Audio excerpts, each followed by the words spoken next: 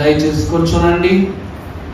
దైవ ధ్యానాంశపరులై దివ్యవాక్య ముఖదర్శన భాగ్యమును కనపరుచుకున్నకు దేవుని పాద సముఖము యొద్దకు వచ్చిన వారలారా, తండ్రి తన పవిత్ర పరిశుద్ధ వాక్య హస్తముతో మనందరినీ పునీతులను చేసి దీవించును గాక. ఆమేన్. దేవుని వాక్యములో 10 గోత్రాలను 10 ఆజ్ఞలను పరిపూర్ణముగా పూర్తి చేసుకున్నట్టుకు కృప చూపించారు. ఈ సమయమున వంశముల యందలి 11వ వాడు, గోత్రముల యందలి 11వ వాడు, యాకోబు కుమారుల యందలి 11వ వాడు, దేవుని వాక్యములో ప్రప్రథముడు పరిశుద్ధుడు అయి ఉన్నటువంటి 11వ గోత్రీకుడైనటువంటి యోసేపు గోత్రమును గురించి మనము ధ్యానం చేసుకుందాము. పరిశుద్ధ లేఖన భాగముల నుండి ఆది కాండ గ్రంథము 30వ అధ్యాయము 22వ వచనము చదువుకుందాము. దేవుడు రాహేలును జ్ఞాపకము చేసుకొని ఆమె మనవిని విని ఆమె గర్భమును తెరిచెను. అప్పుడు ఆమె గర్భవతి అయి కుమారుని కని దేవుడు నా నింద తొలగించెను అనుకొని యెహోవా మరి యొక్క కుమారుణ్ణి నాకు దయచేసెను గనుక యోసేపు అని అతనికి పేరు పెట్టెను. ప్రార్థన. పరిశుద్ధుడ మహోన్నతుడు అయిన మా దేవ, తండ్రి పరిశుద్ధులుగా, కుమారుడు పరిశుద్ధులుగా, పరిశుద్ధాత్ముడు యుగ యుగములకు పరిశుద్ధుడిగా ఈ లోకమునందు సంచరిస్తున్న దినాలలో జన్మించబో సంతానాభివృద్ధి విషయంలో ప్రత్యేక ఉన్నత జ్ఞానోక్తిని మీరు బయలుపరుస్తూ, గర్భం ఒక్కటైనా ఘనతలు వేరన్నట్లు, ఘనత ఒక్కటైనను గౌరవము వేరన్నట్లు, గౌరవము ఒక్కటైనా దేవునిలో అనుగుణ్యత వేరు అన్నట్లు ప్రభువా, 12 గోత్రాలలో 10 గోత్రాల యొక్క గౌరవాన్ని, ఘనతని, అనుభవాన్ని మేము చూసాము. 11వ గోత్రము మేము మరి ప్రాముఖ్యముగా గౌరవిస్తూ, కనపరుస్తూ, అనుభవపూర్వకముగా విపులపరుచుకునే భక్తుడైన యోసేపును గురించి ధ్యానించుకుంటుండగా మరింక కొత్త ప్రత్యేకమైన సంగతులను మీరే మా జ్ఞాన విధానములకు మీరు బయలుపరచమని, వాక్యమనే మాట అంటే మర్మము, ఆ మర్మమే నా ప్రభు అన్నట్లు, ఆ ప్రభువే మర్మమయ్యున్న తన పరిశుద్ధ వాక్కులను వాక్య వివరము ద్వారా మన తలాంతులకు అందింపచేసి మనందరినీ దీవించును గాక. ఆమేన్. కడుపార భుజించగా సంపూర్ణ ఆరోగ్యము బలము చేకూరినట్లు దేవుని వాక్యమనే బలమైన ఆహారమును భుజించుటకు వచ్చిన వారలారా, దేవుడు మీకు వాక్యోక్తి ద్వారా బలమును, శక్తిని, ఔదార్యమును, తృప్తిని దయచేసి మిమ్మల్ని దీవించును గాక. ఆమేన్. ప్రభునందు దేవుని ప్రియమిటులారా, దేవుని వాక్యములో 12 గోత్రాల జీవితమును ఒక అత్యద్భుతమైనటువంటి స్థితిలోనికి నడిపించిన మహాభక్తుడు ఎవరు అనగా యోసేపు గారు. దేవుడు ప్రతి ఒక్కరికి ఎన్నో అద్భుతమైనటువంటి స్వాస్థ్యాలు, బహుమానాలు, దీవెనలు ఇచ్చారు. కానీ యోసేపునకు దేవుడిచ్చిన ఒకే ఒక్క స్వాస్థ్యం ఏమిటి అంటే దర్శనమే. ఈరోజు సొమ్మున్నా, సంపదున్నా, సొత్తున్నా, స్వాస్థ్యమున్నా, కుటుంబమున్నా, ఏమున్నా దేవుడు చూపిన మార్గానికి సాటి లేదు అని చెప్పటమే యోసేపు జీవితానికి ఉన్న ఒక ప్రాముఖ్యమైన లక్షణం. దైవజనుడైన దేవదాసయ్య గారికి కూడా తల్లిదండ్రులు లేరు, ఆస్తిపాస్తులు అసలే లేవు, ఆప్తులు బంధుమిత్రులైన వారితో స్నేహము అంతకంటే లేదు. కానీ ఆయన అనేవారు, నేను ఒంటరి వాడను కాను అనేవారు. ఆయన నిత్యము ఎలాగైతే జీవించారో, బైబిల్ మిషన్ స్థాపన విషయములో, దేవుని ఏర్పాటు విషయంలో ఎలా జీవించారో, యోసేపు గారి జీవితము కూడా అంతే ఘనంగా ఉండేదట. అందుకే యోసేపును అందరూ అనేవారు చెడ్డవాడు అనేవారు. యోసేపును అందరూ ఏమంటారు? చెడ్డవాడు అనేవారు అంటారు. పరిశుద్ధ గ్రంథములు మనం చదువుకున్నప్పుడు అంశ పాఠములో 22వ వచనం చదువమ్మా. దేవుడు రాహేలును జ్ఞాపకము చేసుకొని ఈ క్షణం రానే వచ్చింది రాహేలు గారికి. ఇంతవరకు పరాయి బిడ్డలను నా బిడ్డలు అన్నటువంటి ఈమెకు దేవుడు ఒక సమయం ఇచ్చాడు, ఒక తరుణం ఇచ్చాడు, ఒక ప్రత్యక్షతనిచ్చాడు. ఈమె గర్భానికి కూడా ఒక రోజు రానే వచ్చింది. ఏమంటుంది? దేవుడు రాహేలును జ్ఞాపకము చేసుకుని ఆమె మనవిని విని ఆమె గర్భమును తెరిచెను. ఆమె గర్భవతి అయి దేవుడు నా నింద తొలగించను అనుకొని మరియు ఆమె యెహోవా మరి యొక్క కుమారుని నాకు దయచేయును గాక అనుకొని దేవుని యందు ప్రియబిడ్డలారా, దేవుని వాక్యమును మనము చూసినట్లయితే తల్లి అయిన రాహేలు అంటుంది, యెహోవా నన్ను జ్ఞాపకము చేసుకొని నా మనవిని విని నా గర్భమును తెరచి నాకు ఒక కుమారుణ్ణి దయచేశారు. ఈ యోసేపును ఏమంటూ ఉన్నది అంటే బహుమానముగానో ఏర్పాటుగానో కాదు, దేవుడు ఈమెను జ్ఞాపకం చేసుకుని తనకిచ్చే బిడ్డ ద్వారా తనకున్న నింద ఏదైతే ఉన్నదో దానిని తొలగించెను అంటూ ఉంది. దేవుని ప్రియబిడ్డలారా, ఆమె నింద తొలగింపు అనే మాట అక్కడ ఎందుకు వాడింది అంటే ఆ కాలమునందు బిడ్డలు లేకపోతే చాలా పెద్ద నిందలు మొయ్యాలి.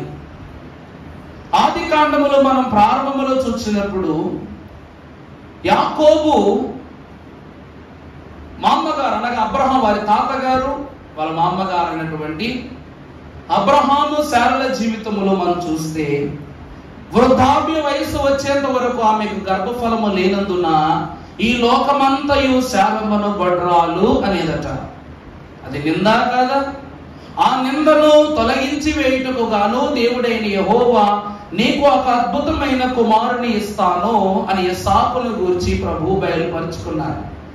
అంత మాత్రమే కాక సమూయేలు గ్రంథము 1వ అధ్యాయము ప్రారంభములో కూడా భక్తురాలైనటువంటి అన్నమ్మ గారు కూడా ఆమె ఏం చేస్తూ ఉంది? బిడ్డల కొరకే ప్రభు ఎదుట కనిపెట్టుకుంటున్నప్పుడు ఆ కాలపు ప్రవక్తయు యాజకుడైనటువంటి వారు ఏమంటారు? ఈమె మత్తురాలై మద్యము సేవించినది అయ్యుండి దేవుని ఎదుటకు వచ్చిందని ఆమెను తప్పుపడతాడు. ఆమె కన్నీటితో ఆమె శరీరం అంతయు బలహీనపడి దేవుని ఎదుట ఏడ్చేస్తూ ఉండటం వల్ల ఆమె బలహీనరాలవుతుంది. ఎందుకంటే దేవా దేవా నేను నింద మోస్తున్నాను, బిడ్డలు లేని దాన్ని నింద మోస్తూ ఉన్నాను. ఇప్పుడు రాహేలు కూడా నింద మోస్తుంది. కారణం ఏంటంటే నా అక్క అయిన లేయాకు 4 బిడ్డలు పుట్టారు, నాకు ఒక్క బిడ్డ కూడా కలగల, నువ్వు నాకు బిడ్డలు ఇచ్చి తీరాల్సిందే అని అనగానే యాకోబు ఏమంటున్నాడు? కోపపడుతున్నాడు. నిన్ను వివాహము చేసుకున్నటకు 7 మార్లు సహవాసము నీ గృహము ఎంట నేను సహవాసము చేసి మొట్టమొదట నీ అక్కను వివాహం చేసుకున్నా, తర్వాత నీ కోసం 7 సంవత్సరాలు నేను పెట్టుకున్నాను, వివాహం చేసుకున్నా. తర్వాత పరిస్థితులను బట్టి ఇద్దరిని నాతో కొనిపోవటకు గాని 7 సంవత్సరాలు, మొత్తం 21 సంవత్సరాలు మిమ్మల్ని నాతో స్థిరపరచుకోవడానికి నేను కనిపెట్టుకున్నాను. అది నా కష్టము, కానీ బిడ్డలు యెహోవా ఇచ్చు బహుమానము, దీనికి నేను పాత్రుడను కాను, దీనికి నేను ఏం కాను, ఇది నా చేతిలో పని కాదని ఆమె తిట్టగానే వెంటనే రాహేలు కోపం వస్తుంది. ఇప్పుడు భర్త ఏమంటున్నాడంటే ఈ బిడ్డల విషయంలో నాకేం లేదు, సంబంధం లేదు, ఇదంతా దేవుడు ఇవ్వాల్సింది, నాకు నన్నుగా ఇవ్వండి, నేనేం చేయగలను భార్యను తిట్టగానే అతడు ప్రత్యక్షముగా నేనేం చేయలేదు అన్నాడంటే పరోక్షంగా నిందిస్తున్నట్టేగా. పరోక్షంగా నీకు బిడ్డలు లేదని నన్ను ఏం చేయమంటావు అని అంటున్నట్టే కదండి యాకోబు గారు. అందువల్ల అంటూ ఉంది, ఈ దినము నుండి యెహోవా నన్ను ఏం చేస్తూ ఉన్నారు? జ్ఞాపకము చేసుకుంటూ ఉన్నారు. నా మనవిని విని యెహోవా నన్ను ఏం చేస్తూ ఉన్నారండి? జ్ఞాపకం. అందుకే అయ్యగారు ఏం రాశారు? నీ మనవి వినగానే నీ తండ్రి కొట్టి నెరవేర్చునంతాయున్ తెలుసోనా. నీ మతికి నీ తండ్రి నియమంబులే నీదే నెగ్గా నీది రాదు తెలుసోనా. చాలండి. నీ మతికి నీ తండ్రి నియమంబు లేనిదే నెగ్గనిది రాదని. అంటే యాకోబు యొద్దకు వెళ్ళి ఎంత వాదము పెట్టుకున్నా యాకోబు అన్న మాట నిజమే, నా చేతిలో ఏం లేదు, నేను శక్తిమంతున్నా బలవంతున్నా, ఇంకేమన్నానా, నేను లేకపోతే ఎవరికైనా నేను బిడ్డల విషయంలో ప్రార్థన చేసి వారు బహుమానం కలిగిందా నీ విషయంలో ప్రార్థన చేయటానికి? అంతెందుకండి, తన సొంత తల్లి అయినటువంటి రెబెక్కమ్మ గారు కూడా యాకోబు కోసం ఏశావు కోసం కనిపెట్టుకోలేదా?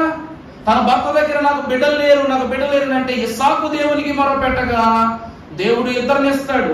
తీరా బెడ్లో పెట్టిన తర్వాత ఇద్దరు బిడ్డలు కడుపులో ఉండగా అప్పుడేమంటున్నామే, ఈ ఇద్దరు బిడ్డల యొక్క పెనుగులాట వలన నా ప్రాణమే పోయేలా ఉంది అంటూ.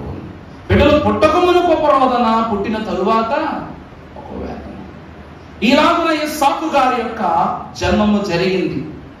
దేవుని వాక్యాన్ని బట్టి మనము గమనించుకున్నట్లయితే అందరికన్నా చిన్నవాడు యోసేపు అని మనం అంటాం, కానీ అందరికంటే చిన్నవాడు ఎవరనగా బెన్యామీను. కానీ యోసేపును మాత్రమే భక్తులైనటువంటి యాకోబు గారు ముద్దు చేయుటకు, గొప్ప చేయుటకు, ఘనపరచుటకు గల కారణాలు ఏమిటి అంటే, యోసేపు గారి యొక్క తలాంత ఎలా ఉంటుందంటే ఎప్పుడు ముక్కుసుట్టుకుంటుంది. ఏ విషయాన్ని స్పష్టంగా చూశాడంటే చెప్పేస్తాడు, దాచుకోడేది. ఆ దాపుదల అనేటువంటి ఆలోచన అతనిలో ఉంది కాబట్టి అతనికి కాపుదల లేకుండా పోయింది. అర్థమవుతుందా అండి? దేనిని దాచుకోలేకపోయాడు కాబట్టి ఈ లోకము యోసేపును కాయలేకపోయింది. దేవుని వాక్యములో మనం గమనించుకున్నట్లయితే పరిశుద్ధ గ్రంథముల నుండి మహాభక్తుని దేవదేవుడు యోహాను సువార్త 14వ అధ్యాయం 8వ వచనంలో ప్రభువు మనకు యోహాను ద్వారా రాయిస్తున్నారు. చూడండి 14:8. అమ్మా ఫిలిప్పు, ప్రభువా తండ్రిని మాకు కనపరచును. దేవుని వాక్యములో నిలబడిన వారులారా, ఇక్కడ యేసు క్రీస్తు ప్రభు శిష్యులలో అక్కడైనటువంటి పిలుపు అంటూ ఉన్నాడు. మొత్తం అంతా వినేశాడు. ఆ ముందు వచ్చిన ఏముంటది, నేనే మార్గమును సత్యమును జీవమును, నా ద్వారా తప్ప తండ్రి యొద్దకు మీరు వెళ్ళుట సాధ్యము కాని పని ప్రభు చెప్పినప్పుడు మొత్తం సినిమా అంతా చూసేసి హీరో ఎవరు, హీరోయిన్ ఎవరు, విలన్ ఎవరు, బ్రహ్మానందం ఎవరు అని అడిగినట్టున్నది. అంతే కదమ్మా. అంటే ప్రభు అంటున్నారు, నేను చూపించు మార్గంలో వెళితే తండ్రిని చూడగలరు, నేను చెప్పే సత్యాలను ఆలకిస్తే మీరు తండ్రిని చూడగలరు, నేను ఇచ్చే జీవాన్ని పొందుకుంటే మీరు తండ్రి యొద్ద నిలబడగలరు. ఎందుకంటే నేను ఎవరనగా నిత్య జీవాధిపతి అయినా దేవుని కుమారుడు ప్రభు అంటున్నారు. అంతా ప్రభు బోధ వినేసి పిలుపు ఏమంటున్నాడు, ప్రభువా మాకు తండ్రిని కనపరచు అంటున్నారు. ఇక్కడున్న 12 మంది కుమారులు ఒకటే మాట అనుకుంటున్నారట, అరే అందరికంటే జ్యేష్ఠుడను, రూబేనీయుడను, గొప్పవాడును, పెద్దవాడును నన్నెందుకు నా తండ్రి ప్రేమించట్లేదు? నా సహోదరి చేయి పెట్టుకున్నందుకు, నా సహోదరిని అవమానపరిచినందుకు గాను మేమిద్దరము ఒకటే, ఒక దేశాన్ని లేకుండా చేస్తాం, మమ్మల్ని ఎందుకు మా తండ్రి గౌరవించడం లేదు? నాన్నలైన వారికి యుద్ధ ప్రాంగణ సమయంలో గొప్ప గొప్ప ఆయుధ సముదాయాన్ని ఇచ్చాము, ఇస్సాకారు వారు మమ్మల్ని ఎందుకు గౌరవించట్లేదు?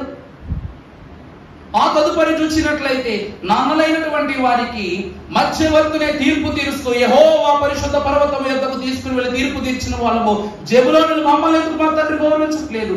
గాదు వారు ఉన్నారు, దాను వారు ఉన్నారు, ఇలా ఇంతమంది ఉన్నప్పటికీ మా తండ్రి మమ్మల్ని ఎందుకు గౌరవించడం లేదు? వీడి మీద ఎందుకు ఇంత ప్రేమ? దేవుని ప్రియమిత్రులారా, భక్తుడైనటువంటి యాకోబు 10 మంది కుమారులు కనేంత వరకు దొంగ.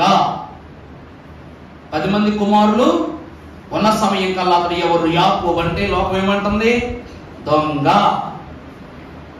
ఎప్పుడైతే హెబోకు రేవు యొద్ద యెహోవా దూత యొక్క పాదములను పట్టి మ్రొక్కి, దేవా నా దీవెన తీసేయవద్దు, దేవా నన్ను నీ యొద్దను దూరపరచుకోవద్దు, దేవా నన్ను దోషిగా ఉంచొద్దు, ఈ నింద బ్రతుకును నా మీద ఇక క్లిప్తం చేయబాకు అని చెప్పేసి ప్రభువును బట్టి వేడుకున్నప్పుడు అతని యొక్క పట్టుకు, అతని యొక్క నిర్ణయానికి ఆశాచిగుతుడైన దేవదేవుడు, నీవు దేవునితోనూ దేవుని దూతతోనూ మనుష్యులతోనూ పోరాడి గెలిచితివి గనుక నీ పేరు ఇక నుండి యాకోబు అనబడదు, ఏమనబడద్ది?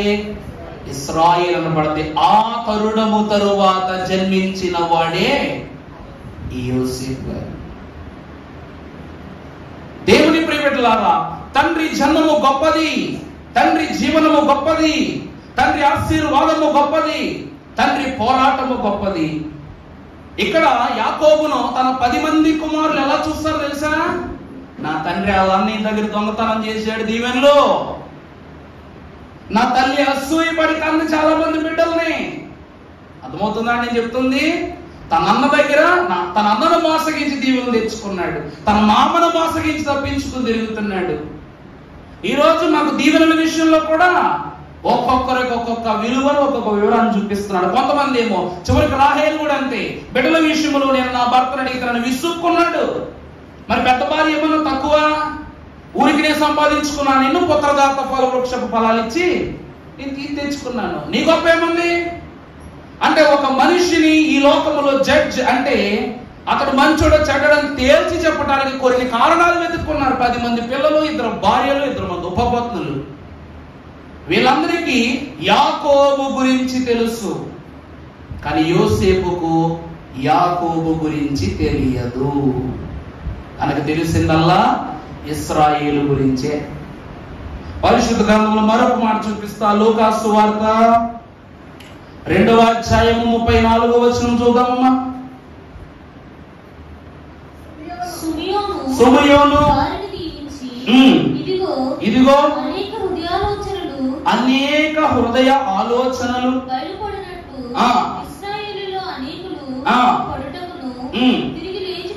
తిరిగి లేచుటకును.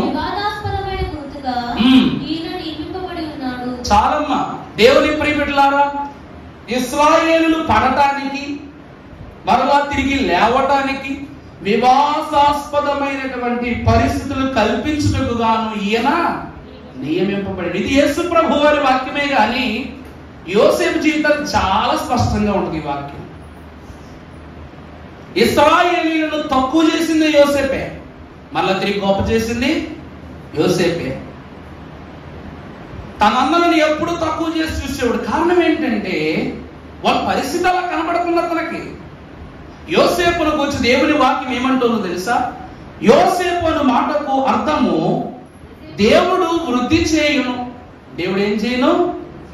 దేవుడు ఏం చేస్తున్నాడంట? ఇతడు వృద్ధి చేయబడువాడు, వృద్ధి చేయువాడు. తనతో సమానం అంటే ఇతని ద్వారానే ఒక మంచి జరగాలి, ఇతని ద్వారానే ఒక మేలు అనుగ్రహింపబడాలి. అందుకే ఎప్పుడు చూడు, అన్నయ్య నాకు ఒక కళ వచ్చిందిరా, అన్నయ్య నాకు ఒక కళ వచ్చిందిరా. ఇతనికి కళ మంచిగా వస్తుంది, కానీ చెప్పడం రాదు, పిల్లోడు కదా, అంతే కదండి. మంచి కళలు ఇతనికి వస్తున్నాయి, కానీ కళ వివరాన్ని చెప్పేంత జ్ఞానం లేదు పిల్లోడికి. పాపం 12 ఏళ్ల వయసు. ఏం చెప్తాం? ఈరోజు మన సండే స్కూల్ పిల్లలకి ఎంతమందికి నాన్న నీ పేరు ఇక్కడ రాయిరా అంటే వాడు ఎవడు వద్దులే పాపం నన్ను తిట్టేసుకుంటాడు. వాడు అనే ఇంటనే నా పేరు చెప్పి తిట్టుకుంటూ అనుకున్నాను. దేవుని ప్రియబిడ్డలారా, యోసేపు యొక్క స్థితి కూడా అదే. ఇంకొక వివరం చెప్పిన, మన క్రిస్మస్ కాదు, పై క్రిస్మస్ లో చిన్నపిల్లలందరికీ ఒకటే వాక్యం ఇచ్చాను నేను, అయితే కాలము పడిపో. చూసారండి, ఆ వల్ల నాకు వచ్చేసింది, దేవుడు క్షమించాలి. అయితే కాలము పరిపూర్ణమైనప్పుడు దేవుడు తన కుమారుని పంపినని నేను వాక్యం నేర్పిస్తే స్టేజ్ ఎక్కేసరికి 2గా మారిపోయింది. అది ఎలాగా? కాలము పడిపోయింది, లేకపోతే కాలం పడిపోయిందంట. అంటే ఇది మన తప్పు కాదు. కొన్నిసార్లు మనం వాక్యం తప్పు చెప్పారేంటి అనుకుంటాం, కన్నా కిందుండి ఆ నవ్వులే మనకేమిస్తా ఉంటాయి, ఆనందాన్ని కలిగిస్తుంది. కానీ యోసేపు అలా కాదు. ఒక మంచి కళను కూడా ఒక చెడు, ఒక పూటకపు కళగా వివరించేవాడు. అందుకే యోసేపు చెడ్డవాడు అన్న దృష్టిలో. ఇక్కడ దేవుని వాక్యములో భక్తుడైన సున్యోను కూడా ఏమంటూ ఉన్నాడు, ఇశ్రాయేలీయులను నిలబెట్టుటకును పడగొట్టుటకును నియమింపబడిన వాడు నువ్వే. అదే మాట యోహాను సువార్త 7వ అధ్యాయము 7వ వచనంలో కూడా రాయబడి ఉందమ్మా. చదువమ్మా. లోకము మిమ్మును ద్వేషింపనేరదు కానీ దాని క్రియలు చెడ్డవని నేను దానిని గూర్చి సాక్ష్యము ఇచ్చుచున్నాను గనుక అది సంగతి. లోకము చెడ్డది కాదు, కానీ దేవుని యొద్ద నుండి వచ్చుచున్న ప్రతి సంగతులను గురించి మీకు విప్పులపరి చెప్తున్నాను. ఇప్పుడు శాస్త్రులు పరిశీలి ఏం చెప్తారు? నేను చాలా పెద్ద పాపం చేశానండి, నేను క్షమించడానికి పాపం చేశానండి, నేను చచ్చిపోయేంత నా ప్రాణమే దేవుడు అపహరించుకుని మీరు తీసుకుని వెళ్ళిపోయేంత పాపం చేశానండి. పరిశీలి శాస్త్రులు ఏం చెప్తారంటే, ఇదిగో ఒక మూటడు ధాన్యాలు తీసుకురా, లేకపోతే ఒక 10 ఎడ్లను తీసుకురా, లేకపోతే ఒక బస్తాడు బంగారు కాసులు తీసుకురా, ఇంత వెండి తీసుకురా, ఇంత ఇత్తడి తీసుకురా అని చెప్పేసి వాళ్ళ స్వంత తలాంతులను నెరవేరుస్తూ దేవుని ఇష్టాలను ఏం చేస్తూ ఉన్నారు? ప్రక్కకు నెట్టివేసి పాప క్షమాపణ చేసి పంపించేస్తున్నారు. ఎప్పుడైతే యేసు ప్రభు వారు దారి మార్చి, తలాంతులు మార్చి, ఆలోచన మార్చి ఇవన్నీ ఇవ్వటం ద్వారా మీకు రక్షణ రాదు, దేవుడు ఎప్పుడు. అర్థమైందండి? ఇప్పటి వరకు ఒక ఆచారం నడుస్తుంది. ఆ ఆచారం నడుస్తున్నప్పుడు జనాలు దానికి అలవాటు అయిపోయారు అనమాట. ఇప్పుడు కొత్త వాళ్ళు వచ్చి ఇది కాదమ్మా పద్ధతి, ఇది అసలు కానే కాదమ్మా అని కొత్త పద్ధతి చెప్తానంటే ఏం మాంటారా? మొదట కోపం వస్తుంది, తర్వాత చిరాకు వస్తుంది. నిజమును అంగీకరించటము, ఎందుకంటే నిజము నిప్పు లాంటిది. అది ఏ క్షణమునందైనా సరే ఏదో రీతిగా వచ్చి దుమికి మీద పడి మనల్ని తగలబెట్టక మానదు. యేసు క్రీస్తు ప్రభు వారు మొత్తము వారు అనుసరిస్తున్న విధానాలు మొత్తం మార్చేశారు. ఎంత పవిత్రంగా మార్చేశారు అంటే, మీరు చేస్తున్నది తప్పని పరిచర్యలు జనాల మధ్యలో నిలబెట్టేశారు. ఆలయ ప్రాంగణంలో ఉన్న ప్రతి చెత్తా చెదాలను బయటకు విసిరి కొట్టేశారు. అప్పటి వరకు అమ్మకాలు చేసుకునే వాళ్ళు ఉన్నారు, బలులు ఇచ్చే వాళ్ళు ఉన్నారు, అర్పణలు తీసుకునే వాళ్ళు ఉన్నారు, అర్పణలు అమ్మే వాళ్ళు ఉన్నారు. ఇది అంటారు చూడండి, లెస్ ఇన్ లెస్. తక్కువ పాపం తక్కువ కానుక, ఎక్కువ పాపం ఎక్కువ కానుక. ఈ స్కీమ్ ఉందండు ఎక్కడో విన్నాను నేను. తక్కువ పాపం తక్కువ కానుక, ఎక్కువ పాపం. ఆ కాలం వెలిసిన మందిరం దగ్గర చిన్న పాపం చేస్తే పావు, పెద్ద పాపం చేస్తే గెద్ద, అంతకంటే పెద్ద పాపం చేస్తే మేక, అంతకు మించి పెద్దదైతే దూడ, ఇంకైతే పెద్ద అయితే ఏమిగే. అడి వయసు దాటిపోయి, అడి బరువు దాటిపోయి, అడి జీవితకాలం కూడా దాటిపోయి, అన్ని దాటిపోయాక 1000 కేజీలు ఏనుగును పట్టుకొచ్చి పరిచేస్తాను అంటాడు. ఇంకా అంత పాపం మిగిలిపోయి ఇంకా ఎక్కువైపోయింది అనుకోండి, డైనోసార్లు అంటాడు. ఇంకా ప్రపంచంలో లేకపోయినా డైనోసార్లు. అంత ఘోరంగా మారిపోయేసరికి ప్రభు దాన్ని చూసి ఏమంటున్నారంటే, నా తండ్రి గృహాన్ని, నా తండ్రి సన్నిధిని ఏం చేసుకున్నారు మీరు?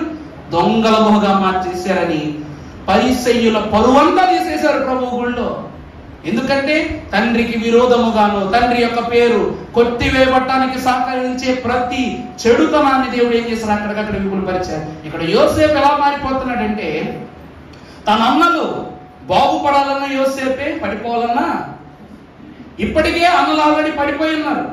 ఇంకా నా అన్నలు చెడిపోకూడదు, చెడు నడతలోకి రాకూడదన్న ఆలోచనతో యోసేపు గారు ఏం చేశారంటే, అన్నలు చేసే ప్రతి తెంగర పని బట్టి నా తండ్రి గారు చెప్పేసేవాడు.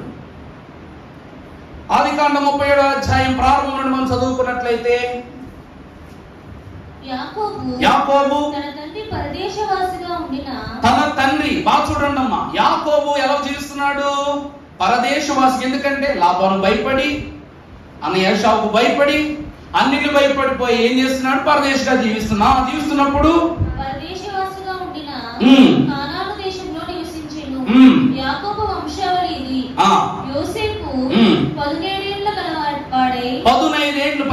గలవాడై తన సహోదరులతో కూడా మందను మేపుచుండెను. అతడు చిన్నవాడై తన తండ్రి భార్య అయిన బిల్హా కుమారుల యొద్దకు జిల్పా కుమారుల యొద్దను ఉండెను. అప్పుడు యోసేపు వారి చెడుతనమును గూర్చిన సమాచారము వారి తండ్రి యొద్దకే తెచ్చుచూ ఉండేవాడు. నాన్న, నువ్వు వెళ్ళి నీ అన్నలు ఏం చేస్తున్నాడు చూడు. నీ అన్నలు అక్కడ మందలు బాగా మేపుతున్నాలే చూడండి. ఇలా అన్నలందరూ ఏం చేసేవారంట? మందలు మేపే పని అన్నలదే, కానీ ఇక్కడ యోసేపు గొర్రెల మందల మేపును అనేటువంటి తన అన్నలు మేపలేదు కాబట్టి తను మేపేవాడు. గొర్రెలు మేపుతో వాళ్ళ అన్నల యొక్క చెడు సమాచారం అంతా జాగ్రత్త పట్టి వచ్చి నాన్నకు చెప్పేవాడు. ఎందుకంటే తన నాన్న కూడా మంచివాడు అనుకుంటున్నాడు. ఎందుకంటే తన తండ్రి ఇశ్రాయేలుగానే పరిచయం, యాకోబుగా పరిచయం లేదు. ఒకప్పుడు తన తల్లి అయినటువంటి రాహేలు తనకు గర్భం లేదని ఒకరి మీద పడిందా లేదా? ఆమె అసూయపడినట్లు, ఆమె తన తండ్రితో గొడవ పెట్టుకున్నట్లు, నా గర్భం కావాలని నిందలు వేసినట్లు ఆ విషయం కుమారుడికి తెలియదు. తన అన్న అయినటువంటి ఏశావు దగ్గర దీవెను దొంగలించినట్లు, తన మామను మోసగించినట్లు, పలు ప్రాంతాలను చేరి వచ్చినట్లు, దూత పాదాలు పట్టుకుని వేడుకున్నట్లు, తన కుటుంబాన్ని త్యజించి ఎన్నో దినములు ఎబ్బోకు ప్రార్థన దేవురేవు యొద్ద అతడు దేవుణ్ణి కనిపెట్టుకుని నీవేమీ తెలియదు. అతను తెలిసిందల్లా ఒకటి, తాను పరిశుద్ధుడైన తర్వాతే యోసేపు తన జీవితంతో పరిచయం, అప్పుడే పుట్టాడు కాబట్టి. అటువంటి తండ్రికి ఏమని చెప్తున్నాడు? ఇదిగో నాన్న, అన్నలు ఇలా చేస్తున్నారు, అలా చేస్తున్నారు, ఇలాగ అంటున్నారు, అలాగ అంటున్నారు. ఒకానొక దినము తరువాత యోసేపు విషయంలో చాలా ప్రత్యేకమైన ఆలోచన వచ్చేస్తుంది అనమాట యాకోబుకి. మొదటి కల వివరం చెప్తాడు. అన్నా, నా దగ్గర విస్తారమైన ధాన్యాదులు ఉంటాయట, నేను మీకు తీర్పు తీరుస్తారట, మీరు నా కిందకు ప్రణమిలుతారట, మోకరిల్లుతారట అని నాకు ఆలోచన అనగానే, అంటే చిన్నవాడవైన మీ ఎదుట మేము మోకరిల్లుతామా? అంతే. ద్వేషం పెరిగింది. పుట్టుకతోనే కోపం. పుట్టిన తరువాత అన్నలు నిమిషము తండ్రి దగ్గర దోషులుగా నిలబెట్టడంతో కోపం. ఎప్పుడైతే వీడే మమ్మల్ని ఏలుతానని ఒక కల వివరం చెప్పాడో ఆ కోపం పగైపోయింది, ద్వేషంగా మారిపోయింది. అంత మాత్రమే కాక నోరు ఊరికినే ఉంచుకుంటాడు. తండ్రి దగ్గర కూడా వచ్చాడు, తండ్రితో సహా, తల్లి తండ్రితో సహా మీరు నాకేమై ఉంటారు, నా కిందనే మీరు జీవిస్తారు, నేనే మిమ్మల్ని కాపాడాలి అని మాట అనగానే యాకోబుకే కోపం వచ్చాడు. ఏం మాట్లాడుతున్నావు నువ్వు? మేమందరము నీ కింద ఉంటామా అని చెప్పి ముందుగా తను ఏమనుకుంటాడంటే, ఇది మంచి పని కాదని యోసేపును గద్దించిన తర్వాత యోసేపు యొక్క నడవడికను కనిపెట్టుకుంటాను ఉంటాడు యాకోబు. తను చేసే పనులు, తను చేసే క్రియలు. అప్పటి నుండి యోసేపు మీద ఉన్నటువంటి ఆలోచన కాస్త ఎలా మారిపోతుందనగా గొప్ప ప్రేమగాను, భయము, భక్తిగాను మారిపోతుంది. దేవుని ప్రియబిడ్డలారా, దైవజనుల దేవదాసయ్య గారు అన్నారు, యోసేపు జీవితము 3 భాగాలుగా చేయబడింది. మొదటిది ద్వేషము, రెండవది దాస్యము, మూడవది స్వాస్థ్యము. మొదటిది ఏంటండి? ద్వేషము. రెండవది దాస్యము, మూడవది స్వాస్థ్యము. ఈ దినమున ఈ వాక్యం అంత తొందరగా అయ్యేది కాదు కాబట్టి ఈ దినాన ద్వేషాన్ని గురించి పరిశుద్ధ లేఖన భాగాలు మనం ధ్యానం చేసుకుందాము. పరిశుద్ధ గ్రంథములు మనం చూసినట్లయితే భక్తుడైనటువంటి యోసేపును గురించి 37వ అధ్యాయము ప్రారంభంలో చెప్తున్న మాట చదువుకుందాం. యాకోబు తన తండ్రి పరదేశవాసుగా ఉండిన కనాను దేశంలో నివసించెను. యాకోబు వంశావళి ఇది. యోసేపు 15 ఏండ్ల వాడై తన సహోదరులతో కూడా మందలను మేపుచుండెను. తర్వాత అతడు చిన్నవాడై తన తండ్రి భార్యలైన బిల్హా కుమారుల యొద్దను జిల్పా కుమారుల యొద్దను ఉండెను. అప్పుడు యోసేపు వారి చెడుతనమును గూర్చినటువంటి సమాచారాలను వారి తండ్రి యొద్దకు తెచ్చుచుండేవాడు. మరియు యోసేపు ఇశ్రాయేలు వృద్ధాప్యమందు పుట్టిన కుమారుడు కనుక. బాగా చూడండమ్మా, ఇశ్రాయేలు ఇక్కడి నుంచే అతడు ఇశ్రాయేల్ అనబడ్డాడు. యాకోబు ఏమయ్యాడు? ఈ తరుణం నుంచి అతడు ఇశ్రాయేలుగా మార్చబడ్డాడు. ఇశ్రాయేలు యొక్క వృద్ధాప్యమునందు పుట్టిన కుమారుడు కనుక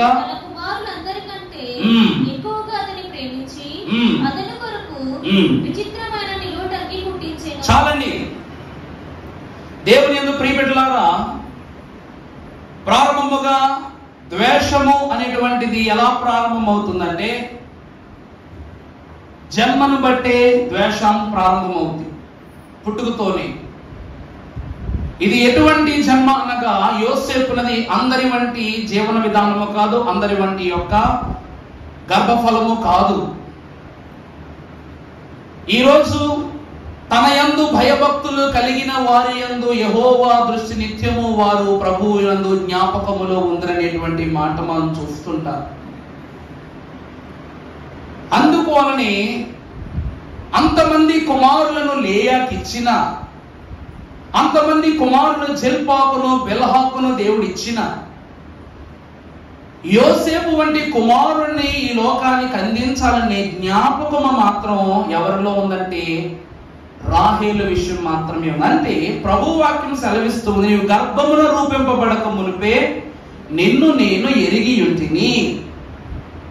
ఇక్కడ లేయా విషయములో కలిగినటువంటి రూబేను, షిమియోను, లేవి ఇలా కలిగిన 5 కుమారులకు కుమార్తె క్షణకాలములో లేక ప్రభువును వేడుకొనగానే ఆమె కలిగింది. కానీ వీరందరికీ అధికారిగాను ఒక ఉన్నత గోత్రాన్ని ఇతని యొక్క గర్భమును అనగా ఈ యోసేపు యొక్క సంతతి నుండి దేవుడు అందించుటకు గాను దేవదేవుడు ప్రారంభము నుండి, అర్థమవుతుందా అండి, యాకోబుకు రాహేలు మీద కలిగిన ప్రేమ యోసేపును బట్టే కలిగింది. ఎందుకంటే ఈ లోకములో దేవుని ప్రమేయం లేకుండా ఎవరు నచ్చరు, ఎవరు ఈ లోకంలో మనకు గొప్ప కాదు. అలాగనే తన మామైనటువంటి తన యొక్క మామయ్య ఇంటికి వెళ్ళినప్పుడు వీరిద్దరూ కనబడతారు. నిజానికి పెద్దవాళ్ళలో ఒక గొప్ప లక్షణం ఉంటుంది, తగ్గింపు. ఎక్కడైనా ఇద్దరు అన్నదమ్ములో ఇద్దరు అక్షలు ఉంటే పెద్దవాళ్ళు తగ్గింపు ఉంటుంది, చిన్నవాళ్ళలో డుమ్కిలు ఏముంటాయండి, వీళ్ళు బాధపడతారు. ఇప్పుడు బాధపడక నిజమే. పోనీ మా చెల్లి ఉంది, చాలా డామినేషన్ నా మీద, మనం డామినేషన్ చేసేంత లేదనుకోండి. ఇంట్లో ఎక్కడ చూసుకున్నా ఆడవాళ్ళదే హవా ఉంటుంది. కారణం ఏమిటంటే వారు ఇల్లు చక్కబెట్టులో సమర్థవంతులు, తల్లిదండ్రులకు విముఖులైనలో గొప్పవారు, దేవుని భయభక్తుల్లో గొప్పవారు. పురుషులకు ఏంటంటే బయట చాలా పరిచయాలు ఉంటాయి, ఫ్రెండ్స్ అని, స్టాటిస్టిక్స్ అని, ఇలా బయట బోల్డ్ అని ఉంటాయి ప్లాన్స్. కానీ గృహమునందు తనను తాను ఎలా సరి చేసుకోవాలనేటువంటి తలాంతు ఎవరికి ఉంటుంది అనగా స్త్రీలకి. తన మామ ఇంటికి తన తల్లి మాట మేరకు చేరినటువంటి యాకోబు మొట్టమొదటి ఎవరిని చూస్తాడు అనగా లేయాను చూస్తాడు. రాహేలు కాదు, లేయానే చూస్తాడు. లేయాను చూస్తున్నప్పుడు ఆమెను పలకరించే క్రమములోనే రాహేలును కనుగొంటాడు అతడు. అర్థమవుతుందమ్మా? ఇప్పుడు మన ఇంటికి చుట్టాలు వచ్చారనుకోండి, పెద్దోళ్ళు పరిచయం చేస్తామా, చిన్నోళ్ళు పరిచయం చేస్తామా? పెద్దోళ్ళు. తన మామ కూడా పెద్ద కుమార్తెను పరిచయం చేశాడు. చిన్న కుమార్తెను పరిచయం చేయడంతోనే అతని కను దృష్టి అంతా రాహేలు వైపుకు వెళ్ళిపోయింది. ఎందుకంటే రాహేలు సౌందర్యవతి, జ్ఞానవంతురాలు, ఇంకా బాగా చెప్పాలంటే గయ్యాళి గంప. ఎవరండి గయ్యాళి? ఈ దేశంలో సగం మంది గయ్యాళి గంపలు ఇష్టపడతారు, ఇంట్లో కూడా. ఎందుకంటే వాళ్ళు ఏడ్చి సంపాదించుకుంటారు, పెద్దవాళ్ళు మాత్రం కాంప్రమైజ్. ఇప్పుడు యాకోబునకు రాహేలు ఇష్టం. ఎప్పుడైతే ఇతడంటే ఈమంటే అతనికి ఇష్టం ఉందని తెలిసిందో రాహేలు ఊరుకుంటుందా? అంటే తను కూడా ఆమె ఇష్టపడింది. వీరిద్దరికి మధ్యన ప్రేమ అనేటువంటి బంధనం ఏర్పడింది. కానీ పెద్ద కుమార్తెను లోకములోనికి ఇవ్వటం ఇష్టము లేనటువంటి తన తండ్రి ఏం చేశాడట, లేయాను కూడా నువ్వు స్వాస్థ్యం సంపాదించు. కానీ దేవుడు ఇచ్చిన బహుమానం ఏమిటంటే మొదట లేయాని పొందుకున్న తర్వాత మళ్ళీ 7 సంవత్సరాలు నిరీక్షణ చేసే రాహేలు దొరికింది.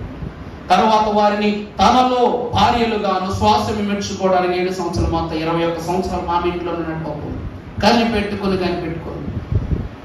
అప్పుడు దేవదేవుడు రాహేలు గర్భాన్ని జ్ఞాపకం చేసుకున్నాడు. యాకోబు ఎప్పుడు రాహేలు యొద్దనే ఉండేవాడు. కానీ దేవుడు అబ్రహామును శారాను ఐక్యపరిచినప్పటికీ 3వ వ్యక్తిగా వచ్చినటువంటి హాగరు విషయంలో దేవుడు తన సంతానాన్ని నేను చూస్తాను అని చెప్పి మాట ఇచ్చాడు. కాబట్టి ఇష్మాయేలీలకు ఒక అద్భుతాన్ని దేవుడు అనుగ్రహించాడు. మొదట పుట్టింది ఎవరో?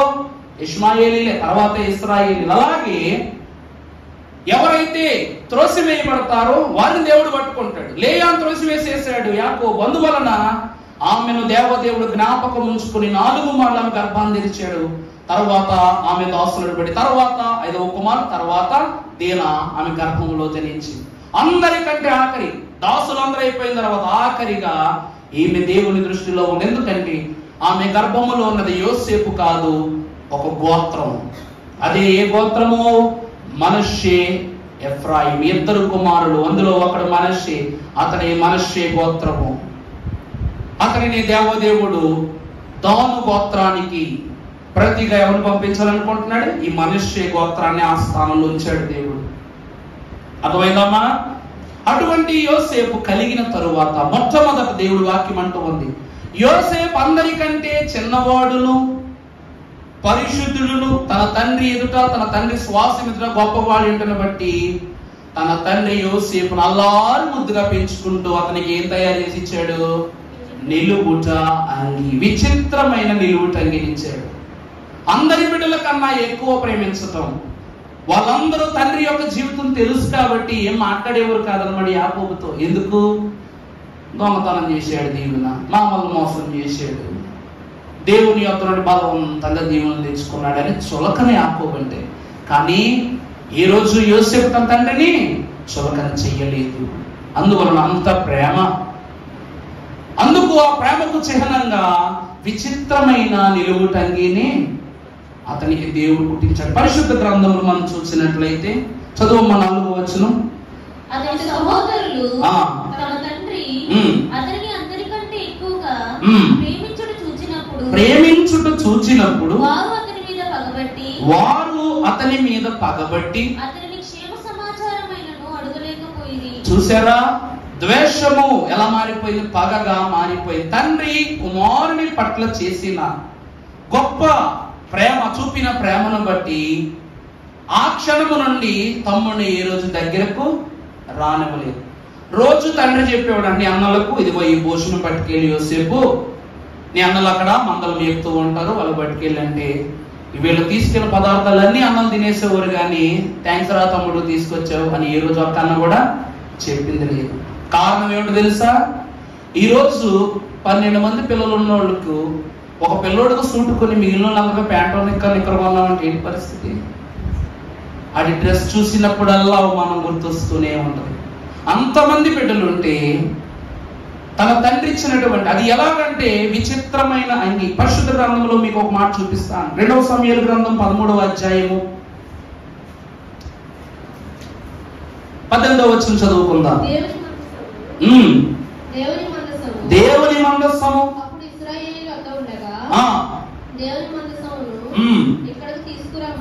దేవుని మందస్సమును ఇక్కడ తీసుకురమ్మా. 2వ సమూయేలు 13:18. బాగా చూడండి, కన్యకలైన రాజకుమార్తెలు బాగా చూడండి, వివిధ వర్ణములు గల చీరలను ధరించువారు.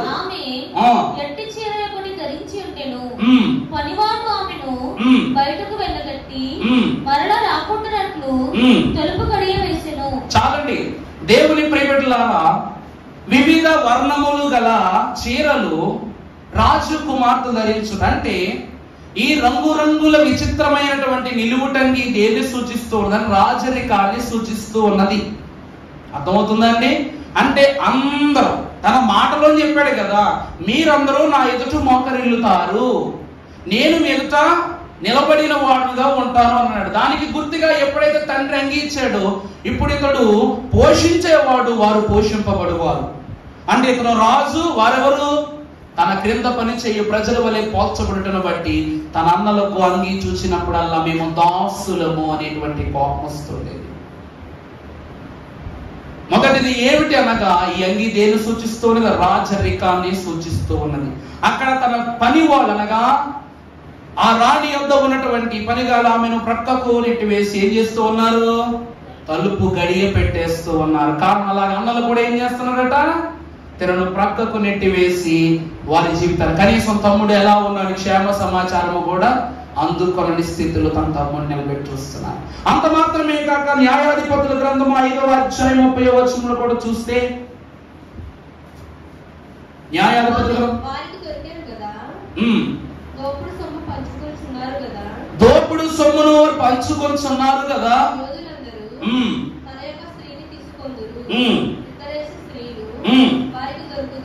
చాలమ్మా. దేవుని ప్రియమిట్లారా, ఈరోజు నేను నిడదోల రాజ్యం మీద యుద్ధం ప్రకటించుకున్నా. సంస్కృతి వాళ్ళందరినీ తీసుకుని వెళ్ళా, గెలిచా. నిడదోలు మొత్తం మనకి వచ్చేసింది. వస్తూ ఖాళీ చేతికి వస్తామా? నిడదోలంతా మనకు వచ్చేసి మనం ఖాళీ చేతికి వస్తామా? చేతికి ఇద్దరు పట్టుకొచ్చేస్తారు. యుద్ధానికి వెళ్ళిన రాజులు కూడా ఏం చేసేవారంటే ధనధాన్యాలు, భాండాగారాలు, వెండి, బంగారము, మణిమాణిక్యములు, వారి దేశములో వారు ఉపయోగించు వివిధ రంగుల వస్త్రాలు. మనం చూస్తుంటాం, ఆకాన్ అనేటువంటి వ్యక్తి ఎరికో పట్టణంలో ప్రభు ఏది ముట్టుకోద్దంటే ఆ చొక్కాకు ఆకర్షితుడైపోయి, ఆ చొక్కా ఎలా ఉందంటే రంగు రంగుల చొక్కాకు ఆకర్షితుడైపోయి అక్కడి నుంచి దేవుడు తన చొక్కా తెచ్చేసుకున్నాడు. అంటే ఆకర్షణ ఎలా ఉన్నది అయ్యా అంటే, తన అన్నలు ధరించుకొనుచున్న బట్టలకున్న విలువ చాలా క్రింది స్థాయి విలువ, కానీ తన తండ్రి ఇచ్చినటువంటి అంగి విలువ ఎలా కనిపిస్తున్నదంటే చాలా ఘనమైనది. దేవుని వాక్యంలో యేసు క్రీస్తు ప్రభు అని మనం జ్ఞాపకం చేసుకుంటే, యేసు ప్రభు వారు ఒక దుస్తులను ధరించి స్వస్థత చేశారు, బోధలు చేశారు, అద్భుత క్రియలు చేశారు, కొండ ప్రసంగాలు, ఇన్ని అద్భుతాలు చేసినప్పుడు ఆ వస్త్రములోనే మహిమంతా ఉంది. కాబట్టి ఆ వస్త్రాన్ని ముట్టుకున్నటువంటి రోగికి ఏమొచ్చేసింది? స్వస్థత వచ్చేసింది. ఇది గమనించుకున్నటువంటి సైనికులైన వారు ప్రభువుకు సిలువ వేసినప్పుడు ఏం చేస్తారు? ఆయన వస్త్రాన్ని తీసేసి చినిగిన ఎర్రటి వస్త్రాన్ని ఆయనకు తొడిగి అవమానం చేస్తారు. ఇదే అవమానం ఎవరికి జరిగింది అంటే యోసేపు గారికి జరిగింది. ఎన్ని వెండి నాణాలు అమ్మేశారు చెప్పండి? 30 వెండి నాణాలు. ప్రభువుని ఎంతగా అమ్మేశారు? ఆయన్ని అంతే. అక్కడ అన్నలు అమ్మేశారు, ఇక్కడ అన్నల వంటి తన గోత్రమే కదా అక్కడ ఉన్న వాళ్ళందరూ, తన గోత్రికులు, తన సహోదర ప్రేమ కలిగినటువంటి వారు. ప్రభువు ఈ లోకమునకు సహోదర ప్రేమను, అందుకే దైవజనులు రాశారు పాట, యేసు మా యెహోవా మా తండ్రి కాడా, యేసు మా అన్న కాడా అని రాశారు. మరి అటువంటి అన్నలే, అటువంటి సహోదరులే ప్రభువుని అమ్మేసుకున్నారు. ఆ రీతికి ఇతడు కూడా అమ్మివేయబడ్డాడు. కారణము ఏమిటి అనగా వస్త్రము విలువ. ఆ తర్వాతి కాలంలో ప్రభువారి వస్త్రము ఏ శిష్యునికి, ఏ భక్తునికి ఇవ్వబడలేదు. కానీ ఈ వస్త్రము ఎలా ఉపయోగపడింది అంటే, ఎలాగైతే యాకోబు తన అన్నైన ఏశావు విషయంలో తన తండ్రిని మోసగించడం, అలాగే కొడుకులు మోసం చేశారు. మనం చేసే మోసం రివర్స్ లో తిరిగి మన మీదకి వస్తున్న దానికి యాకోబు జీవితం ఒక ఘోరమైనటువంటి ఉదాహరణ. కారణం ఏంటంటే, ఇస్సాకు ముసలివాడై కళ్ళు కనబడిన వాడిగా ఉన్నప్పుడు తన కుమారుని శరీరము రోమాలతో ఉంటుంది కాబట్టి అతను అలా గుర్తించేవాడు. అందుకు గాను మేక చర్మమును కప్పుకొని తన తండ్రి యొద్దకు వచ్చి జ్యేష్ఠత్వాన్ని తీసుకున్నాడు. ఇప్పుడు నా తండ్రి నమ్మాలి, నా తండ్రి అయిన యాకోబు కూడా, మా తండ్రి అయిన యాకోబు నమ్మాలంటే, నా తమ్ముడు చనిపోయాడని నమ్మించాలంటే మనకు ఒక ఉదాహరణ, ఒక ఆధారం కావాలని ఒక మేకను వధించి ఆ మేక రక్తములో ఈ వస్త్రాన్ని ముంచి ఆ వస్త్రాన్ని తీసుకొచ్చి తండ్రికి ఇస్తారు. మేక బొచ్చు ధరించుకుని తండ్రిని నమ్మించాడు అతను. మేక రక్తం అద్దం పెట్టుకుని ఈ తండ్రిని నమ్మించారు. దీవెన కోసం అతడు తప్పు చేశాడు. తన తండ్రి దగ్గర వీళ్ళు గొప్పోళ్ళు అవటం కోసం ఈ పని వీళ్ళు చేశారు. ఆ తండ్రి యొద్ద ఇతను చేసింది తన బిడ్డలు తినక చేశారు. పాపము, పాప ఫలితము ఈలాగున యాకోబునకు వెంటాడుతూ వచ్చింది. ఇక్కడ దేవుని ప్రియబిడ్డలారా, ఆ వస్త్రము ద్వారా అతనికి కలిగింది ఏమిటంటే, మొదటిగా వస్త్రం అనేటువంటి దేని గుర్తనగా ప్రత్యక్షతకు గుర్తు. ఈ రోజు పరలోకం వెళ్ళాలంటే ఒక డ్రెస్ కోడ్ ఉంటుంది. అందుకే మహిమ వస్త్రాన్ని కప్పే నేను తీసుకువెళ్తాను అంటారు. అలాగే తన అన్నలలో కల్లా, తన కుటుంబంలో కల్లా ప్రత్యేకవంతుడు యోసేపు అని చెప్పడానికి తండ్రి అంగీంచాడు. అది ప్రత్యేకతనిచ్చిన అంగి. రెండవది ఏమిటి అనగా రాజరికాన్ని చూపించిన అంగి. మూడవది జయాన్ని ఇచ్చింది. రాజులు ఏం చేస్తారు? మేము గెలిచాము అని చెప్పడానికి అక్కడి నుంచి వచ్చే ధన నిధులు అన్ని తీసుకొని చేతులాడిస్తూ వస్తారట. అంగి 3 విషయాలు సూచిస్తుంది. ఇక అంత మాత్రమే కాక ఇతడు ఏమి చేసేవాడంటే గొర్రెల కాపరి. ఇతడు ఎవరండి? గొర్రెల కాపరి. పరిశుద్ధ గ్రంథములో మీకు అద్భుతమైన మాటను చూపిస్తాను. యోహాను సువార్త 10వ అధ్యాయము 11వ వచనం చదువుకుందాము. నేను గొర్రెలకు మంచి కాపరిని. మంచి కాపరి గొర్రెల కొరకు తన ప్రాణమును. చాలండి దేవుని ప్రియబిడ్డలారా, యేసు క్రీస్తు ప్రభువారు అంటూ ఉన్నారు, నేను గొర్రెలకు మంచి. ఈరోజు అన్నలైనటువంటి వారికి తండ్రి అయిన యాకోబు మీరు గొర్రెలు కాయండి అని అప్పచెప్పేవాడు. తర్వాత తమ్ముడికి క్యారేజీలో ఆహార పదార్థాలు ఉన్నటువంటి సరుకులు ఇచ్చి మీ అన్నల దగ్గరికి వెళ్ళి వాళ్ళకి అన్నం అందించి వాళ్ళ జాగ్రత్తగా కనిపెట్టు అని అంటున్నాడు. చూసారా, అక్కడ తన అన్నల దృష్టిలో ఆ సాధు జంతువులు గొర్రెలు, కానీ యోసేపు గారి దృష్టిలో ఈ 11 మంది అన్నలే ఏమై ఉన్నారు? గొర్రెలు. అందువలన యజమానుడైన అనగా తన తండ్రి అయిన యాకోబు యజమానుడు గనుక ఈ గొర్రెలు అనగా తన అన్నలు చెడు నడతలో ఉంటే ఏం చేసేవాడు? వచ్చి నాన్న ఈ గొర్రె తప్పు చేసింది, ఈ గొర్రె తప్పు చేసింది అని చెప్పగానే తండ్రి గద్దించేవాడు. ఇప్పుడు యోసేపు గారు మంచి కాపరా కాదా? ఇప్పుడు ఈ గొర్రెల కోసం తన ప్రాణాన్ని యోసేపు పెట్టాడా లేదా? పెట్టాడా లేదా? చంపేద్దాం రా మన దమ్ముండి అన్నారు. అయ్యో నన్ను చంపొద్దు, నన్ను చంపొద్దని తర్వాత గోతులో పడే సంవేసిన తర్వాత ఏదోలాగా ఐగుప్తుని తప్పించుకుని వచ్చి తనకు అన్నం నిజం చెప్పేచ్చు కదా తన తండ్రికి. చెప్పాడా? నా అన్నలైనటువంటి వారి యొక్క దృష్టి మంచిగా మారద్ది అనుకుంటే నా ప్రాణమే దానికి కారణమైతే నేను చనిపోతాను అన్నట్లుగా నిర్ణయం తీసుకున్నాడు యోసేపు గారు. అతడు తన అన్నలకు అనగా తన అన్నలని గొర్రెలకు ఏమై ఉన్నారు? ఈరోజు ప్రభు సంఘమైన మనకెంత మంచి కాపరో ఆనాడు తన అన్నలకు కూడా తనంతా మంచి కాపరి. ఇక రెండవదిగా చూసినట్లయితే మంచి కాపర లక్షణాన్ని మనం రెండవదిగా చూసినప్పుడు దేవుని వాక్యములో ఒకటి మంచి కాపరి. అలాగే రెండో మాట చూస్తే భక్తుడు పౌలు గారు హెబ్రీలకు రాసిన పత్రిక 13వ అధ్యాయం 20వ వచనంలో మాట రాస్తున్నారమ్మా. గొర్రెల గొప్ప కాపరి అయిన యేసును మన ప్రభువును నిత్యమైన నిబంధన సంబంధమును మృతులలో నుండి లేపిన సమాధానకర్తయగు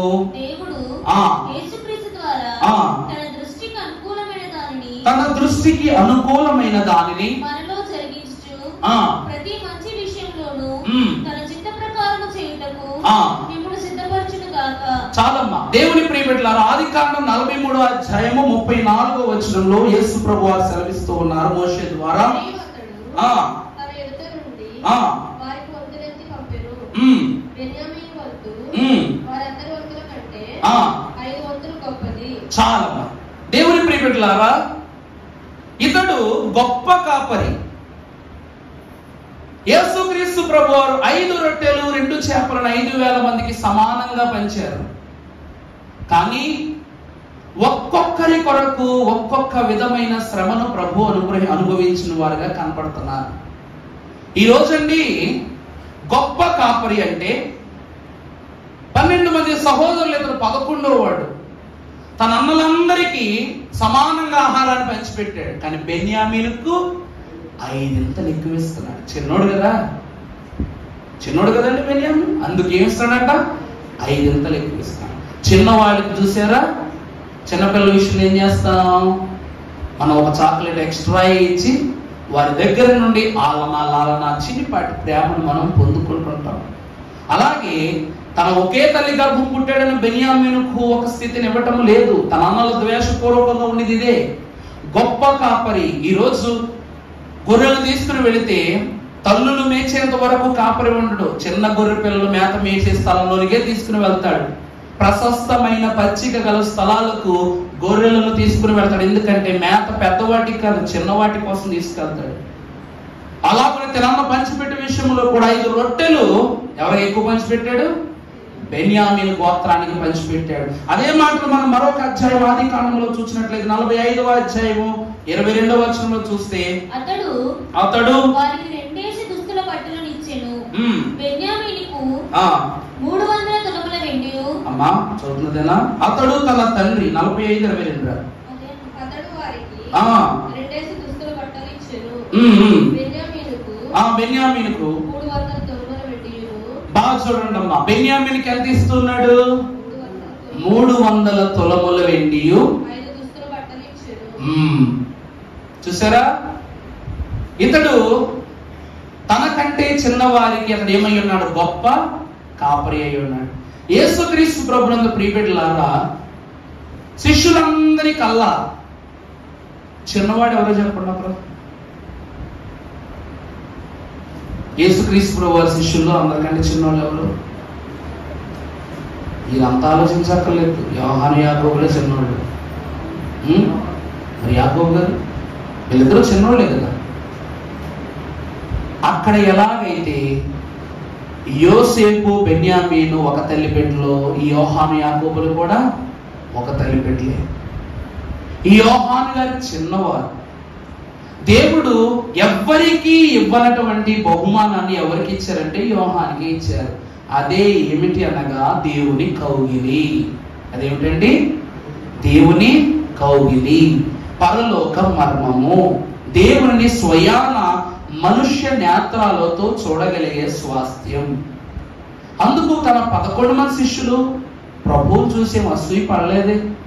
కానీ బెన్యామీనునకు ఇతడు అధికమైనటువంటి బహుమానం ఇస్తూ ఉన్నప్పుడు అన్నలు ఏం చేస్తున్నారు? కోప్పడుతున్నారు. దేవుని ప్రియబిడ్డలారా, మన ప్రభువు ఎలాగైతే గొప్ప కాపరో, ఎందుకంటే యోహాను యాకోబుల తల్లి చాలా గొప్పది.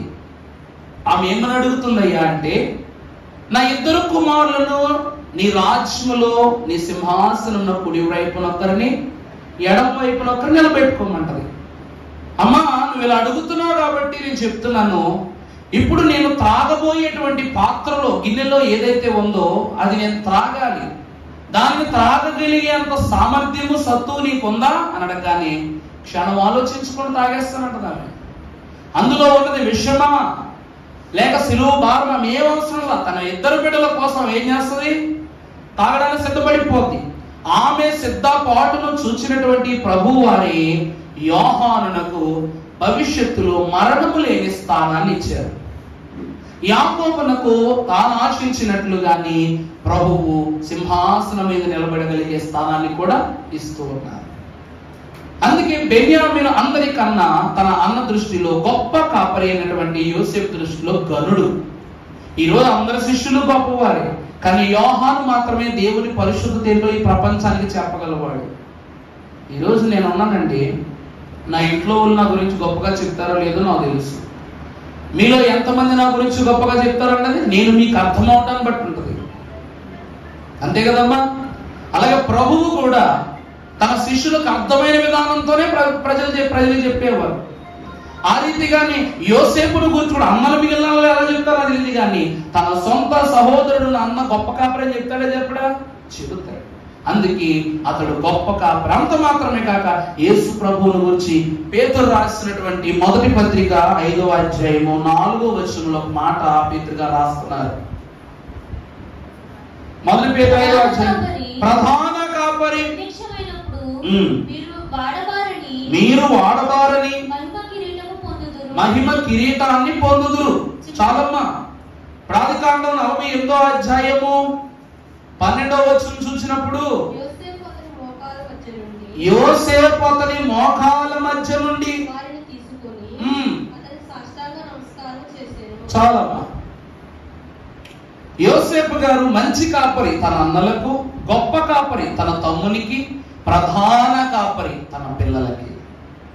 తన 2 పిల్లలైన మనష్షే, ఎఫ్రాయిమును అతడు వృద్ధుడైన దినాలలో, అర్థమవుతుందండి, అతడు ముసలివాడైపోయిన దినాల్లో దేవుని సన్నిధికి అతడు బిడ్డలను తీసుకుని వచ్చి, ఇదిగో నన్ను గొప్ప చేసిన నా దేవుడు, మిమ్ములను గొప్ప చేయు దేవుడు, రేపటి దినమున మీ స్వాస్థ్యాన్ని స్థిరపరచు దేవుడు, మీ మాలిన్యం ఏదైనానో సిలువ మీద కొట్టివేసే దేవుడు, ఇదిగో ఈయనే పరిచయం చేస్తున్నాడు.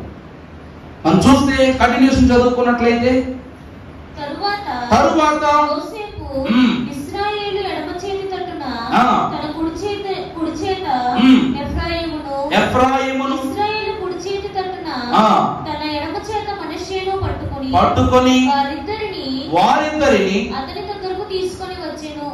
మనష్షే పెద్దవాడైనందున ఇశ్రాయేలు తన చేతులను యుక్తిగా చాచి చిన్నవాడైన ఎఫ్రాయిము తల మీద తన కుడి చేతిని, మనష్షే తల ఉంచెను. అతడు యోసేపును దీవించి, నా పితరులైన అబ్రహాము ఇస్సాకులు ఎవడి ఎదుట నడుచుచుండిరో ఆ దేవుడు నేను పుట్టినది మొదలుకొని. బాగా చూడండి అమ్మా, బిడ్డలకు చెప్పాల్సినటువంటి మాటలు ఇయే. దేవుని సన్నిధిలోకి వచ్చి ఏం చెప్పాలి? ఈరోజు మా తాతగారి గురించి మేము గొప్పగా చెప్పుకుంటాం. ఎందుకంటే మీ అందును, దేవుని అందును, మా అందును, బైబిల్ మిషన్ అందును ఆయన కనపరచబడ్డారు కాబట్టి ఈ రోజు నా బిడ్డలకి, రేపు కలగబోయిన బిడ్డలకి ఏం చెప్తాను? ఇదిగో మీ తాతగా మీ తాతగారు రా, మేము ఆయన చూడలా, కానీ మాకేం తెలుసు ఆయన గురించి? ఆయన ప్రార్థన. ఈ సేవా జీవితంలో మచ్చ లేకుండా పనిచేసిన మా ఘనత కాదా? అలాగే మీ తాత కూడా బ్రతికాడు. వారిలాగే రేపు నీ బిడ్డలు చెప్పినప్పుడు నేను బతికాను లేదా అన్నది మీరు చెప్పుకుంటారు. ఇక్కడ నా తాతగారి అబ్రహామును, నా తండ్రి అయిన ఇస్సాకు, మీ ముత్తాతగారైనటువంటి ఇస్సాకును, మీ తాతగారైన యాకోబును నేడు నేను పుట్టినది మొదలుకొని నేటి వరకు ఎవడు నన్ను పోషించెనో అనగా చూసారండి, మొదటి అంశము ద్వేషము. అక్కడ ఎంత ప్రత్యేకంగా బిడ్డలకు చెప్తున్నాడు? సమస్త కీడులలో నుండి నన్ను తప్పించిన దూత ఈ పిల్లలను ఆశీర్వదించును కాక, నా పేరును అబ్రహాము ఇస్సాకులను నా పితరుల పేరును వారికి పెట్టబడును కాక, భూమి యందు వారు బహుగా విస్తరించుదురు కాక అని చెప్పెను. ఆమేన్. మొదటిది, మంచి కాపరిగా తన అన్నల విషయంలో తను పనిచేశాడు.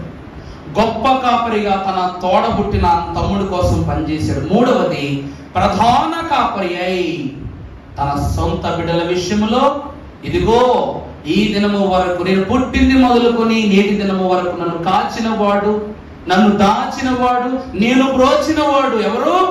ఈయనే. మీరును అట్టి రీతిగా జీవిస్తే మీ తాతలైన అబ్రహాము ఇస్సాకుల యొక్క స్వాస్థ్యంలో మీరు ఉంటారు అని యోసేపు గారు తెలియజేస్తూ, దేవుడి ప్రియబిడ్డలారా అందరూ అంటారు యోసేపు ఐగుప్తుకి వెళ్ళిపోగానే ఎంత ఆనందపడిపోయాడు. అక్కడ నుండేనండి యోసేపు జీవితం కష్టంలో పడింది. ఇప్పుడు యోసేపు బాధపడేవాడట. కారణం ఏంటంటే, నేను యోసేపుగాను ఐగుప్తు దేశానికి ప్రధాన మంత్రిగా ఉండటం గొప్ప, లేక నా దేవుడిచ్చు దేశములో నేను కనపరచబడటం గొప్ప అని ఎప్పుడూ యోసేపు బాధపడేవాడు. అందుకే యేసుక్రీస్తు ప్రభు వారు జక్కయ్య అన్నారు, జక్కయ్య నువ్వు చెట్టు దిగిరా, ఫస్ట్ నేనే నీ ఇంటికి వస్తాను. కారణం ఏంటంటే మేడు చెట్టు సాతానును సూచిస్తుంది కనుక. ఎందుకంటే పక్కనే ఉంటాడు పగవాడు, ఏం చేస్తాడు? నేను తోసేస్తాడు. నీ విశ్వాసాన్ని నశింప చేయటకు కానీ వాడు ఏం చేస్తాడు? నేను ఆ చెట్టు మీద పడవేయచ్చు. అసలే పొట్టువాడు పాపం పడిపోయాడంటే అంతమంది జనాలు తొక్కిస్తున్నట్లా వాడతనేమన్నా ఎవరైనా తొక్కి పడేస్తే ఏంటి పరిస్థితి? ప్రభు ఏమంటున్నారు? తన ఆత్మ, తనను ఇష్టపడినటువంటి ఆత్మ నశించిపోవుటకు గాను నువ్వు నన్ను చూడటానికి నువ్వు చెట్టులు పుట్టలెక్కర్లా, నేను నీతో మాట్లాడటానికి ముస్లించాను, నేను ఇంటికి వస్తాను ప్రభు అన్న. ఆ రీతిగాని చిన్నవాడైనను యోసేపు యొక్క తలంతులో అన్నలు ద్వేషించారు. అన్నలకు ఎంత ఎందుకండి? కరువు తీర్చిన అన్నలకు అతని మీద కోపమే. కరువు తీర్చిన యోసేపు అన్నల మీద కోపమే. మాకంటే వీడన్న మాటలే నిజమైనదా? మనం చూస్తే 37వ అధ్యాయం ఆదికాండము 10వ వచనం చూసినప్పుడు ఎంత కోపడతారమ్మా బాబా. తన తండ్రితోను అది తెలియచెప్పినప్పుడు అతని తండ్రి అతనితో నీవు కనిన ఈ కల ఏమిటి? నేను నీ తల్లి నీ సహోదరులను నిశ్చయముగా వచ్చి నీకు సాష్టాంగ పడుదుమా అని అతనిని గద్దించెను. అతని సహోదరులు అతని యందు అసూయపడి అయితే అతని తండ్రి ఆ మాట జ్ఞాపకం ఉంచుకొనెను. చూసారండి, కొడుకు ఏదో అన్నాడు కదా అని పక్కన పెట్టేయకుండా ముందు గద్దించిన ఆ విషయాన్ని యాకోబు గారు ఏం చేశారంట? జ్ఞాపకంలో పెట్టుకున్నారు. జరుగుతున్న విషయం. ఎందుకంటే నేను బేతేలు యొక్క చూసిన దర్శనము వంటిదే వీడు చూస్తున్నాడు. నా దర్శన వరం ఎవరికి వచ్చేసింది? యోసేపు వచ్చేసింది. ఎందుకంటే బేతేలు యొక్క అతడు కన్న కళ పరలోకమున పరిశుద్ధులు దిగటము ఎక్కటము. అలాగే ఇశ్రాయేలును నిలబెట్టాలన్నా నువ్వే, పడగొట్టాలన్నా నువ్వే, ఎక్కించేవాడవు నువ్వే, దించేవాడవు నువ్వే. ఐగుప్తులో జరిగినటువంటి ఆ స్థితిని చూసినప్పుడు ఈ మాటలు గుర్తుకొచ్చేస్తాయి యాకోబుకి. అన్నలతో తల్లిదండ్రులతో సహా తన ఎదురు సాష్టాంగపడటానికి జ్ఞాపకం ఉంచుకుంటాడు. అందుకే తన అన్నల కోపం కరువు తీర్చాడని తమ్ముడా అని అందుకున్నదంత లేదమ్మా. వీడు మాకు పెట్టే పొజిషన్ లో ఉన్నాడు, నేను తినే పొజిషన్ లో ఉన్నాడు. మాకు టైం వస్తుందిరా. ఒకప్పుడు 2 రూపాయలు కిలో బియ్యం ఇచ్చేవారు, ఇప్పుడు 2 రూపాయలు లేవు, కిలో బియ్యం లేవు. ఇప్పుడు పరిస్థితి ఎలా మారిపోయింది? రేషన్ బండి కోతేసుకుంటా వస్తే బత్తాటికి వెళ్తాం. ఒక 4 బియ్యం ముక్కలు ఎక్కువ బండి అనుకోండి, ఒకడు అక్కడి నుంచి ఖాళీ అయ్యేలోపు రేషన్ బండి అయిపోతే 3-4 రోజులు అయిపోతుంది అనమాట. ఒక 10 మంది పూర్తి అవ్వాలంటే శుభ్రంగా 2-3 గంటలు పట్టేస్తుంది అక్కడ. కొన్నిసార్లు మిషన్ ఎత్తుకుని బాగా ఎక్కడ దాని ఇలాగా ఏమండి, రేషన్ బుక్ లో నెంబర్ టైప్ చేసి మిషన్ సరిగా పనిచేయదు, కనెక్షన్ సరిగా ఉండవు. అయినా మనం ఏం చేస్తాం? ఓపికగా నిలబడతాం. అలాగనే ఇక్కడ మిషన్ మీద కోప్పడాలా, ఇచ్చేవాడి మీద కోప్పడాలి. కొన్నిసార్లు ఏం చేస్తాడు? 3-5 గంటలు నిలబడిన తర్వాత అమ్మా మిషన్ పని చేయట్లేదమ్మా, రేపు వస్తాం అంటే ఎట్లా ఉంటుంది మనకి? ఎలా ఉంటుంది? అలాగే ఎప్పుడు అమ్మ వండినటువంటి క్యారేజీలు తీసుకొచ్చిన వీడు ఈరోజు మనకు అన్నం పెట్టే స్థితిలో ఉన్నాడు. మనము దేహి అని చేతులు జాపితే నాస్తి అనకుండా పోబెడుతున్నాడని అన్నలో కోపం లేదా? అదే జరిగింది. అందుకే ప్రభు ఎదుటే మనం వేడుకుంటున్నాడంట యోసేపు, ఇదిగో నాకు కీడు రాకుండా నన్ను కాపాడిన నా తండ్రి అయిన యాకోబు దేవుడు, ఇస్సాకు దేవుడు, అబ్రహాము దేవుడు మీకును తోడయుండును అంటూ ఉన్నాడు. మొదటి జీవితం అంతయు ద్వేష జీవితాన్ని గడిపాడు ఎవరు? భక్తుడైన యోసేపు. ప్రభునందు ప్రియులారా, ద్వేషము దోషముగా మారకూడదు. ఆ దోషము చివరికి నాశనంగా మార్చేస్తుంది మనల్ని. అందువలన ఇక తర్వాత ఇంకా 2 ఉన్నాయి. మొదటి ద్వేషం అయిపోయింది, రేపేంటి? తరువాత లాస్ట్ గా స్వాస్థ్యం. దేవుడి ప్రియబిడ్డలారా, ఈ కృతి మాటలు దేవుడు మనలో భద్రపరచి రేపటి దినము ధ్యానించుకొని విషయంలో మన తలాంతులకు ప్రభు తీసుకొచ్చి దీవించును కాక. ఆమేన్.